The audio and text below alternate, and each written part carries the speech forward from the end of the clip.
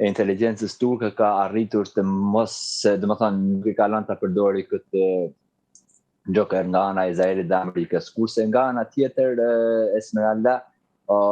Erdogani sot ka disa bisedime me lideret e zonës për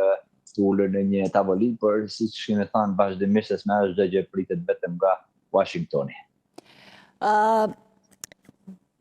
Bisedimet vërtet do të mbahen, nëse do të mbahen në Pakistan, por të paktën nga ajo çfarë është deklaruar nëpër media, duket se Turqia, Egjipti kanë qenë dhe Omani ndërmjetës që kanë çuar dhe marrë mesazhe nga Shtetet e Bashkuara dhe Irani pra tek njëra tjetra. Po, Esmeralda, Omani shket është një vend i vogël që ishte zot shpirët dhe ja futën bombat. Tash Omani ka ngel në emër, në nërë më thanë nuk ja varë kërkush, pra as veti, Omani nuk ja varë vetes sepse duket i shkretja e, kurse po bëhet fjalë më thanë, edhe unë kam marrë pak informacione në nga burimet e hapura që edhe kuliset e Ankaras thonë që vërtet që Hakan Fidani shkoi në gjithë Gadishut në Arabik, vendet e gjithë për sikë cili edhe kur ishte atje kanë fluturuar bombat mbi kokën, mbi hotelin e tij dhe ka shkuar mesazhin telefonit i tij fut në mrena atje në ngurore që në bunkera se po plasë dhe hoteli, pra, por me gjithë këtë Hakan Fidani nuk është ndaluar, e cila kjo na jep të tregojnë diçka Esmeralda që po Turqia po këmbgul jashtë mase në këtë temë, pra. Edhe Egjipti po,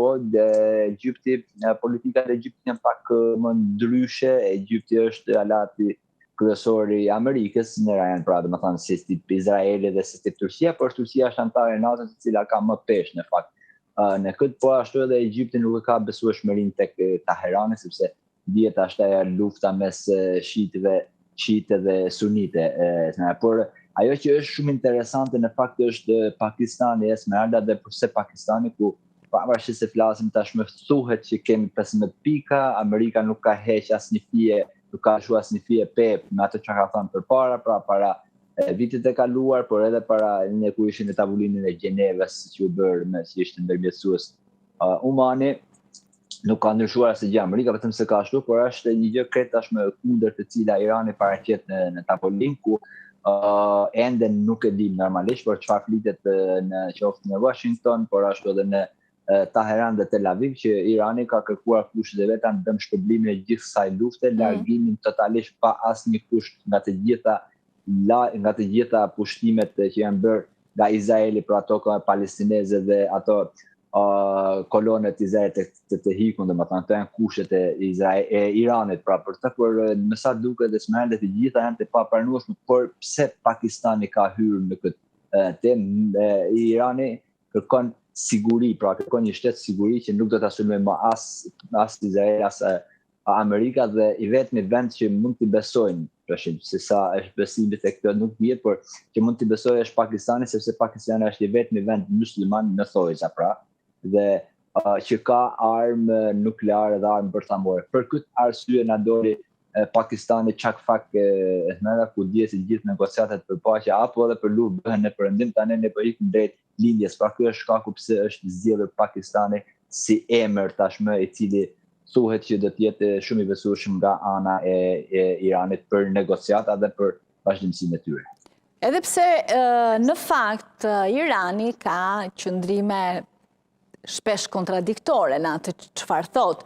Nga njëra anë, në bisedat që qoftë presidenti, qoftë ministri jashtëm zhvillojnë me lider të ndryshëm, nga India deri po them në Turqi apo në Kinë, që ishin një ditë më parë, thonë se janë të hapur për bisedime, për negociata, për të diskutuar. Sa herë që pala amerikane thotë që po bisedojmë, ata dalin dhe thonë, jo, ne nuk po bisedojmë, Shtetet e Bashkuara nuk po bisedojnë me ne, po bisedojnë me veten e tyre, e tjerë si këto. Është një lojë që ju duhet për konsum të brendshëm, për të treguar se vazhdojnë të jenë të fortë, dhe sa të interesuar janë ata për paqe, për marrëveshje. Esmeralda, të dyja janë brenda, domethënë qoftë nga Washingtoni, qoftë nga Teherani. Pra të dy pyetje që bëre ti janë reale, sepse dihet çdo luftë, domethënë që para se sa të filloj, sidomos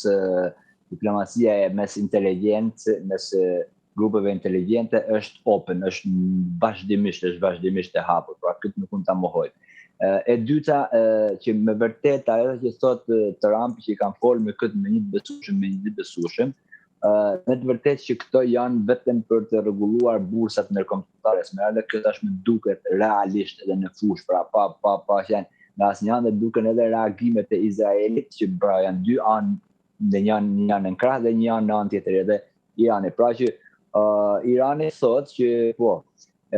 ta dini thot që tashmë kushet i vej unë të jo, sepse me hangret në bezë 2 herë atë ku ishin tavolinin dhe në shtëpinë tuaj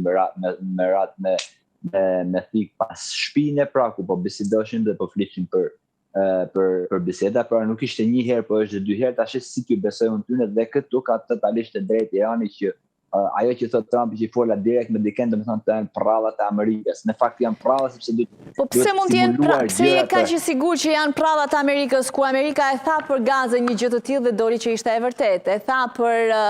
Venezuelën dhe doli që ishte e vërtetë, që në fakt ishte folur dhe i kishte zgjidhur punët. Kështu që pse duhet të merrni përsipër të komentoni çdo zyrtar të lartë iranian që ndoshta për të shpëtuar veten e vet apo për të pasur një vend aty mund të futet në negociata me Amerikën, se ka ndodhur gjithmonë.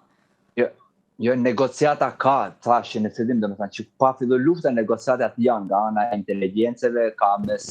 faktorë të ndryshëm të janë, por që Trumpi ka folur me një lider kryesor të Iranit, unë jam 100% i sigurt që janë pralla, sepse të gjithë ato që do të jenë pas tina, pra domethënë të gjithë ato që do të jenë janë në listën e Izraelit që po vritin një pas një Esmeralda.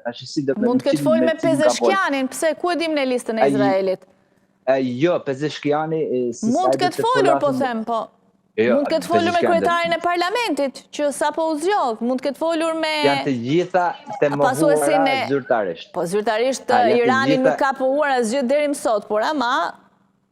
jo, tash ajo që thuhet. Se prandaj thash që e kanë për konsum të brendshëm, se ata e dinë që në momentin që ndal lufta, popullin e kanë në rrugë, se situata ekonomike vetëm është përkeqësuar gjatë kësaj kohe, nuk është rregulluar. Po pra Esmeralda, këto kishim të sigurt edhe para se të fillonte kjo luftë Bernardin, por nuk ndodhi kjo. Kjo është një gjë tjetër. Se më ndodhi ata dolën në rrugë vranë 30.000, se nëse lufta ka vrarë 2.000, që thon këta, vetë regjimi ka vrarë 30.000 në një muaj. Jo tani që patjetër, ajo nuk e dim shifrat, por që janë shifra shumë të larta, jo, por edhe këtë e dishim që do të eliminohet Ayatollah Khamenei dhe populli është në rrugë do të mbarojë Iranin, pra nuk mbarojë Esmeralda, 25 deshat e themune, kurse popullit në rrugë s'ka se si të dali kur janë në bombardimet të përditshme dhe të përnatshme. Kështu që edhe kjo historia që popullit do dalin në rrugë ndërkohë që t'i bien bombat në kokë nuk më duket